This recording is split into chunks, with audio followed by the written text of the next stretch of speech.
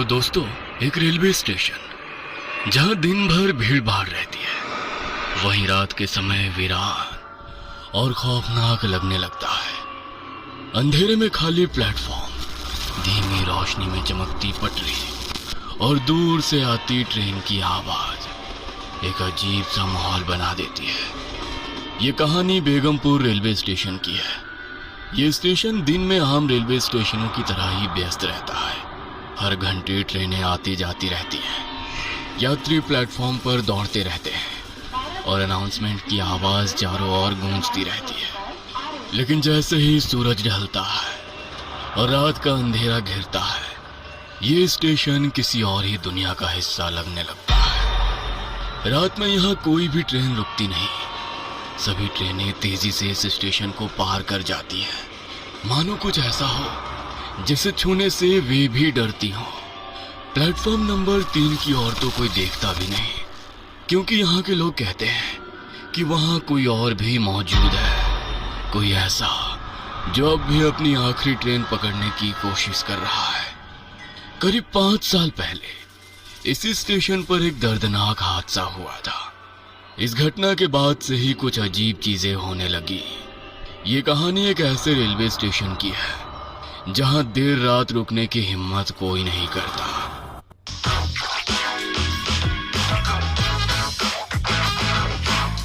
अब आप इस कहानी को एक अफवाह मान सकते हैं या सिर्फ एक पुरानी दंत कथा, लेकिन ये कहानी उन घटनाओं पर आधारित है जो एक रेलवे कर्मचारी अजय ने खुद अनुभव की थी। अगर आप इस स्टेशन के प्लेटफॉर्म नंबर 3 पर रात के समय अकेले खड़े हों, तो शायद आप भी वही महसूस करें जो अजय ने किया था। अजय एक रेलवे कर्मचारी जिसने पिछले 12 सालों से भारतीय रेलवे में काम किया था। कुछ महीने पहले ही उसकी ट्रांसफर बेगमपुर रेलवे स्टेशन पर हुई थी। उसे रेलवे ट्रैफिक कंट्रोलर के रूप में तैनात किया गया था और उसकी ड्यूटी थी कि वो रात की आखिरी ट्रेन के गुजरने के बाद स्टेशन ऑफिस को बंद करे। वो अपने काम में इतना माहिर हो चुका था कि अब उसे रात में अकेले रहने की आदत पड़ गई थी। लेकिन कुछ चीजें ऐसी थी जो उसे अब भी असहज कर देती थी। स्टेशन शहर से थोड़ा दूर था, इसलिए रात 11 बजे के बाद यहाँ बहुत कम ही लोग दिखाई देते थे। लेकिन कुछ कर्मचारियों और लोगों में ये चर्चा थी कि आधी रात के बाद प्लेटफॉर्म नंबर 3 पर अजीब चीजें होती हैं। कुछ कहते थे कि वहां किसी की परछाई दिखती है, तो कुछ को ऐसा लगता था कि वहां से किसी के चलने की आवाजें आती हैं। एक दिन अजय ने अपने एक साथी रमेश से पूछा, ये प्लेटफॉर्म नंबर 3 वाली बातें सच है या लोग बस मजे ले रहे हैं? रमेश ने हल्की हंसी के साथ जवाब दिया, भाई मैंने खुद कुछ नहीं देखा, लेकिन बहुत से लोगों ने अजीब चीजें महसूस की है। पहले एक गार्ड था, उसने दावा किया था कि उसे प्लेटफॉर्म नंबर 3 पर एक आदमी बैठा दिखा, लेकिन जब पास गया तो कोई नहीं था। और ये सिर्फ एक ही बार नहीं हुआ, कई लोग कह चुके हैं कि यहाँ कुछ गड़बड़ है। अजय ने इस पर ज्यादा ध्यान नहीं दिया। उसे भूत प्रेत की कहानियों पर विश्वास नहीं था। वो मानता था कि रात के अंधेरे और दिमाग की थकान के कारण लोग भ्रम का शिकार हो जाते हैं। लेकिन दोस्तों, उसे क्या पता था कि जल्द ही उसे खुद इस रहस्य का सामना करना पड़ेगा। कुछ साल पहले रवि एक सरकारी कर्मचारी था जो रोजाना रात 8:30 बजे की ट्रेन से सफर करता था।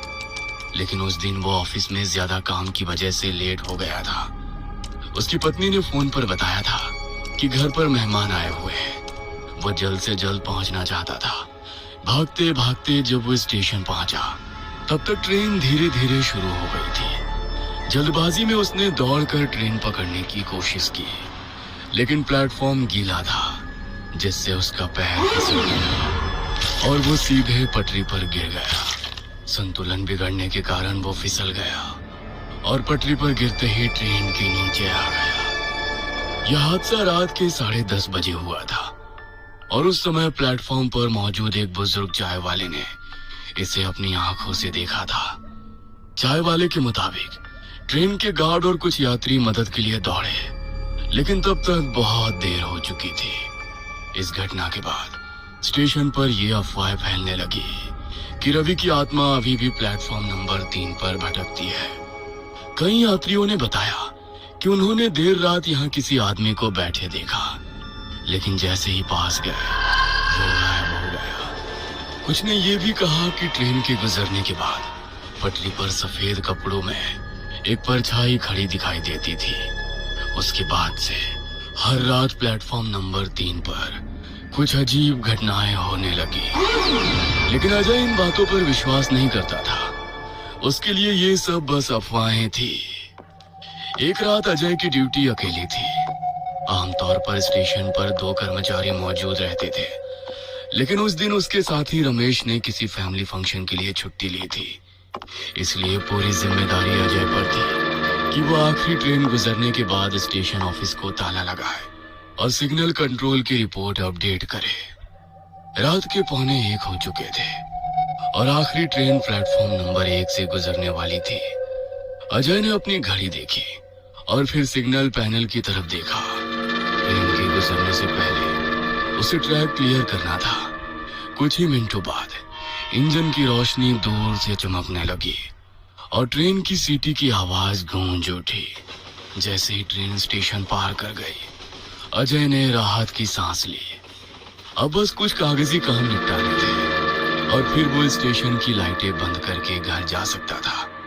उसने अपनी सीट पर बैठकर रजिस्टर खोला और ट्रेन की रिपोर्ट भरने लगा, लेकिन तभी उसे प्लेटफॉर्म नंबर 3 से किसी के बोलने की आवाज सुनाई देने लगी। पहले तो उसे लगा कि शायद ये हवा का असर है, लेकिन कुछ ही सेकंड में आवाज और स्पष्ट हो गई, जैसे कोई किसी से बातें कर रहा हो।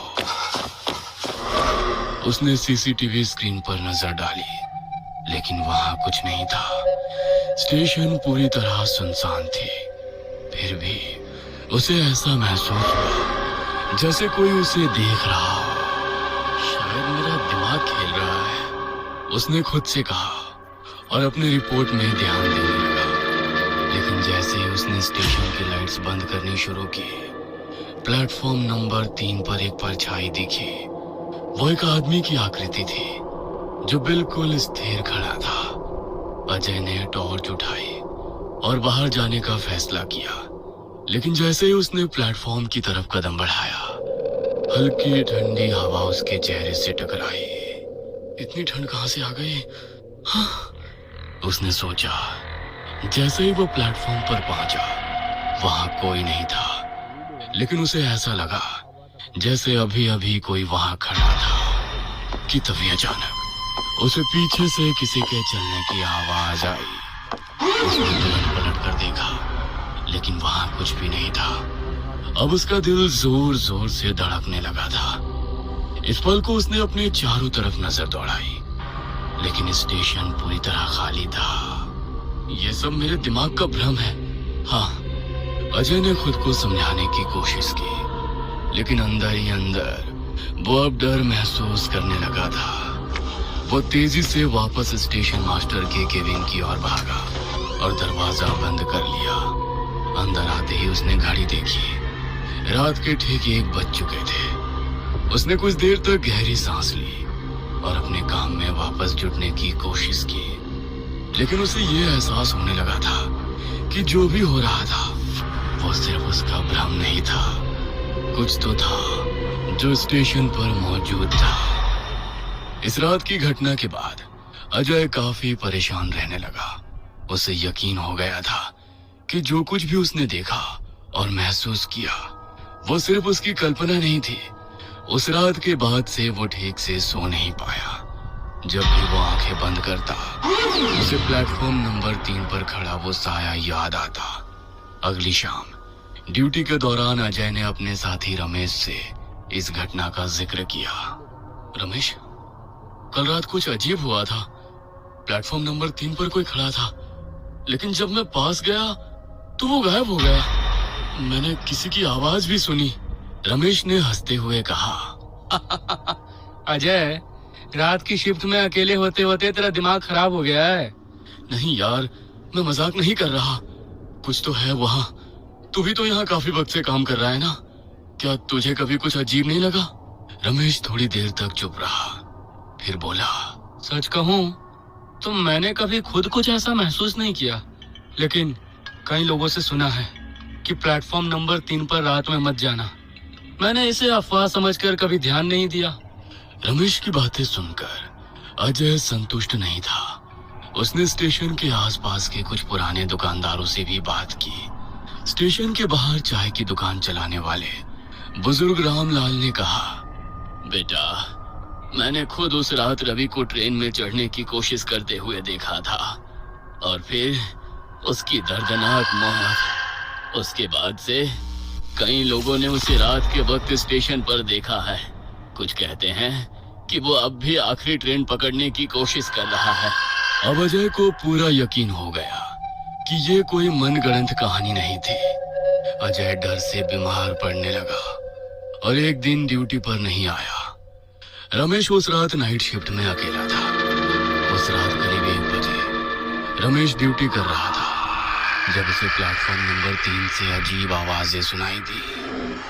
पहले उसने इसे नजरअंदाज किया, लेकिन जब आवाजें तेज होने लगी तो उसने हिम्मत जुटाकर वहां जाकर देखने का फैसला किया। जैसे ही वो प्लेटफॉर्म पर पहुंचा, उसे ठंडी हवा का झोंका महसूस हुआ। फिर उसे दूर एक बेंच पर कोई बैठा दिखा। कौन है वहां? स्टेशन बंद हो चुका है। रमेश ने जोर से कहा, लेकिन वो व्यक्ति नहीं हिला। रमेश ने टॉर्च जलाकर उस पर रोशनी डाली और वो आकृति अचानक गायब हो गई। रमेश डर के मारे भागा और ऑफिस बंद करके घर चला गया। अगली सुबह वो अजय के घर गया।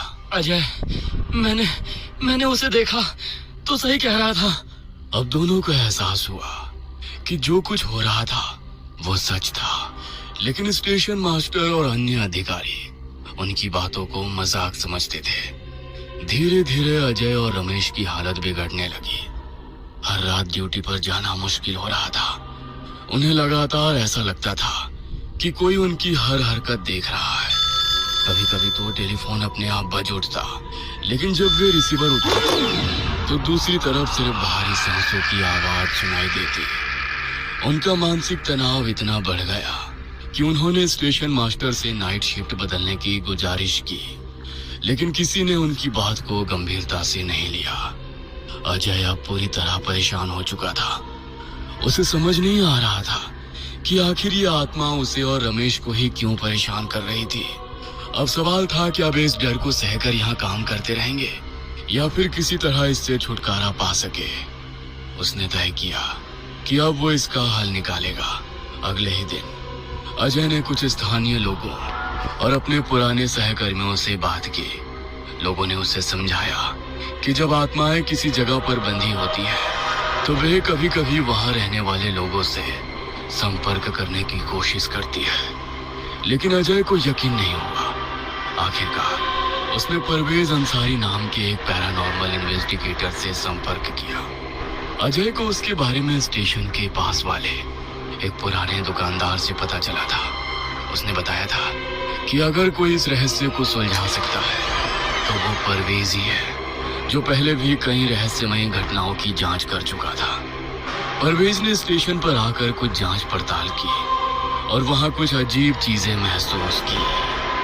यह आत्मा अशांत लग रही है। लगता है कि इसे इस दुनिया से जाने नहीं दिया गया, उसने कहा। अजय ने उसे रवि के बारे में बताया, कैसे वो आखिरी ट्रेन पकड़ने की कोशिश में मारा गया था।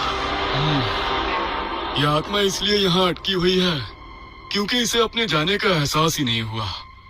हो सकता है इसे अभी भी लगे कि वो ट्रेन पकड़ सकता है। इसे मुक्ति देने के लिए हमें इसकी आखिरी इच्छा को पूरा करने का कोई तरीका ढूंढना होगा, परवेज ने समझाया। परवेज ने कुछ दिनों तक स्टेशन पर रहकर डिटेल में जांच की। उसने वहां कई बार EVP electronic voice phenomena record करने की कोशिश की और कुछ विचित्र आवाजें कैद भी हुई। लेकिन जो सबसे चौंकाने वाली बात थी वो ये कि आत्मा केवल उन्हीं लोगों को परेशान कर रही थी जो भूत प्रेत पर विश्वास नहीं करते थे। यह आत्मा उन लोगों को निशाना बनाती है जो इसे झूठ समझते हैं। जैसे ही कोई इसे नकारता है, ये उन्हें एहसास कराने की कोशिश करती है कि वो वास्तव में यहाँ है परवेज ने अजय और रमेश को समझाया। अजय को अब समझ में आया कि क्यों उसे और रमेश को ही ये सब अनुभव हुआ था। वे दोनों ही शुरुआत में इन चीजों पर विश्वास नहीं करते थे और हर घटना को दिमाग का भ्रम मानकर टालते रहते थे। लेकिन जैसे जैसे उन्होंने इसे नकारा, आत्मा ने खुद को और ज्यादा प्रकट करना शुरू कर दिया। उसने उन्हें बताया, शायद अगर एक बार फिर ट्रेन रवि के लिए रुकती और वो उसमें चढ़कर अपनी यात्रा पूरी करता तो उसकी आत्मा को चैन मिल सकता है। परवेज की सलाह मानते हुए अजय और रमेश ने रेलवे के कुछ अधिकारियों और स्थानीय कर्मचारियों की मदद से एक योजना बनाई। वही समय चुना गया जब रवि की मौत हुई थी। अजय ने प्लेटफॉर्म नंबर 3 को तैयार किया और एक इंजन को वहां से गुजरने की व्यवस्था की, बिल्कुल वैसे ही जैसे रवि उस रात ट्रेन पकड़ना चाहता था। रमेश ने प्लेटफॉर्म पर धीरे से रवि का नाम लिया। रवि, तुम्हारी ट्रेन आ गई है, अब तुम जा सकते हो। जैसे ही इंजन की रोशनी प्लेटफॉर्म पर पड़ी, अजय और रमेश को एक परछाई सीढ़ियों से उतरती दिखी, सफेद कपड़ों में, धीरे धीरे ट्रेन की तरफ बढ़ती हुई। परवेज ने प्रार्थना शुरू की और सभी ने सिर झुका लिए। परछाई ने ट्रेन के पास पहुंचकर एक पल के लिए रुककर पीछे देखा, जैसे किसी को धन्यवाद कह रही हो, और फिर वो ट्रेन के भीतर समा गई। ट्रेन की सीटी बजी और वो आगे बढ़ गई। उसके बाद से प्लेटफॉर्म नंबर 3 पर ना कोई परछाई दिखी, ना कोई आवाज, ना कोई ठंडी हवा। स्टेशन का माहौल बदल गया था। वहां अब सन्नाटा नहीं, बल्कि एक अजीब सी शांति थी। अजय और रमेश ने भी राहत की सांस ली। वे जानते थे कि अब रवि अपनी मंजिल तक पहुंच चुका है। हर जगह की अपनी एक कहानी होती है, लेकिन कुछ कहानियां कभी खत्म नहीं होती। अगर आप किसी भी रहस्यमयी जगह पर हो और आपको कुछ असामान्य महसूस हो, तो उसे नजरअंदाज मत करें।